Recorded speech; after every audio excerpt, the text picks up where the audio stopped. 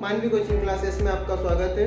और आज मेरा वीडियो का है भाग 3। और हम जो कंटिन्यू हमारी जो सीरीज चल रही है मेमोरी सीरीज, कंप्यूटर मेमोरी के बारे में, आज हमारा तीसरा भाग रहेगा कंप्यूटर की मेमोरी के बारे में। तीसरा भाग इस वीडियो का रहेगा। तो आज हम रैम के बारे में पढ़ेंगे। जैसा कि कल मैंने आपको बताया था कि हम अगला भाग दूसरे वीडियो में कंप्लीट करेंगे। तो आज हम भाग 3 है हमारा ये वीडियो, पार्ट 3। आज हम रैम के बारे में पढ़ेंगे। तो रैम क्या होती है, और इससे भी बहुत ही इंपॉर्टेंट क्वेश्चन बनता है रैम से। आपसे कई बार एग्जाम में पूछा जाएगा कि रैम का फुल फॉर्म क्या होता है। सबसे पहला क्वेश्चन होता है रैम का फुल फॉर्म। तो जो रैम होती है इसका फुल फॉर्म होता है, आर का मतलब होता है रैंडम। क्या होता है? रैंडम। ए का मतलब एक्सेस और एम का मतलब होता है मेमोरी। तो रैंडम एक्सेस मेमोरी, यह बहुत ही इंपॉर्टेंट फुल फॉर्म होता है, हमें इसे याद रखना है। तो जो रैम होती है यह कितने प्रकार की होती है, और जो रैम होती है वो कैसे काम करती है और हमें कैसी दिखाई देती है। तो जो कंप्यूटर होता है, कंप्यूटर के अंदर जो सीपीयू होता है, सीपीयू में इस रैम को लगाया जाता है। यदि ये रैम खराब हो जाती है तो आपकी सीपीयू पे डिस्प्ले ब्लैक हो जाती है। हम इसको पहचान भी सकते हैं कि रैम क्या सही है या खराब है। तो वो मैं आपको अगले वीडियो में बताऊंगा, लेकिन आज जो हमारा टॉपिक है वो है रैम के बारे में आपको बताना। ये जो रैम होती है ये हमारे सिस्टम को स्पीड प्रदान करती है, हमारे कंप्यूटर को स्पीड देती है। तो रैम का फुल फॉर्म होता है रैंडम एक्सेस मेमोरी। तो इस रैम को दो भागों में बांटा गया है, एक होती है एस रैम और एक होती है डी रैम।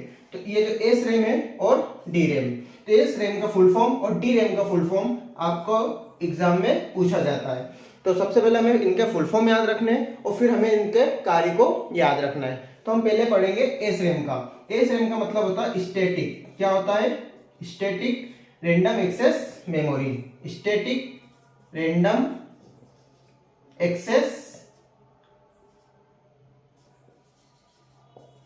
मेमोरी। तो जो एस रैम होता है इसका फुल फॉर्म होता है स्टैटिक रैंडम एक्सेस मेमोरी। इस रैम की यह खासियत होती है कि यह रैम बार बार इसे हमें रिफ्रेश करने की आवश्यकता नहीं होती है, और यह रैम काफी फास्ट होती है। इसे हमें बार बार रिफ्रेश करने की आवश्यकता नहीं होती है, और यह रैम कैसी होती है? फास्ट होती है। इसलिए यह रैम कैसी होगी? महंगी होगी। सीधी सी बात है कि यदि यह रैम रिफ्रेश हमें करने नहीं पड़ेगी बार बार, तो यह स्पीड प्रदान करेगी, हमारे प्रोसेसर को फास्ट प्रोसेस करके देगी। तो इसलिए यह रैम महंगी होती है। अब हम पढ़ेंगे डी रैम के बारे में। तो इसका भी मोस्ट इंपोर्टेंट क्वेश्चन ही बनता है एग्जाम में कि इसका फुल फॉर्म क्या होता है। तो इसका फुल फॉर्म होता है dynamic random access memory. Dynamic random access memory.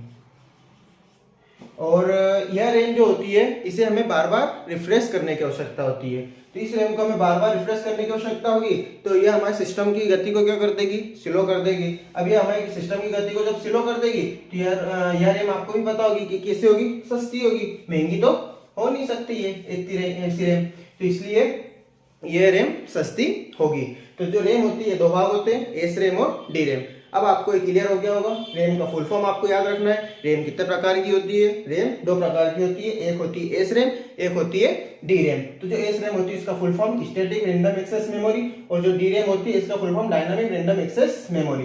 तो जो एस रैम होती है इसे हमें बार बार रिफ्रेश करने की आवश्यकता नहीं होती है, और यह फास्ट होती है और यह महंगी भी होती है। लेकिन जो डी रैम होती है यह इसे हमें बार बार रिफ्रेश करने की आवश्यकता होती है, और रिफ्रेश करने से इसकी स्पीड क्या हो जाती है? स्लो हो जाती है, और यह रैम होती है सस्ती। और आपको एक शब्द यहाँ पर आ रहा है बार बार रिफ्रेश करना। क्या आ रहा है? रिफ्रेश करना। तो इस रिफ्रेश करने का मतलब तो आपको पता होगा कि नहीं पता है? यदि नहीं पता है तो रिफ्रेश करने का मतलब मैं बताता हूँ कि जब हम सिस्टम को ऑन करते हैं तो आपने देखा होगा कि हम उस पर राइट क्लिक करके और रिफ्रेश करते हैं, या फिर हम F5 बटन दबाकर भी हम उसे रिफ्रेश करते हैं। ये शॉर्टकट भी आपको याद रखना, कई बार एग्जाम में इसको पूछा गया है। तो जो रिफ्रेश करने का मतलब होता है कि उसकी जो फाइल टेम्परेरी फाइल है उसको मिटाना। मतलब रिफ्रेश करने का अर्थ होता है मिटाना। उसमें जो टेम्परेरी फाइल बन जाती है उस टेम्परेरी फाइल को रैम में से डिलीट करना, तो वो हो जाता है रिफ्रेश। तो अब आपको ये टॉपिक क्लियर हो गया होगा। यदि आपको कोई डाउट है तो आप मुझे कमेंट्स में क्वेश्चन करके पूछ सकते हैं। Thank you.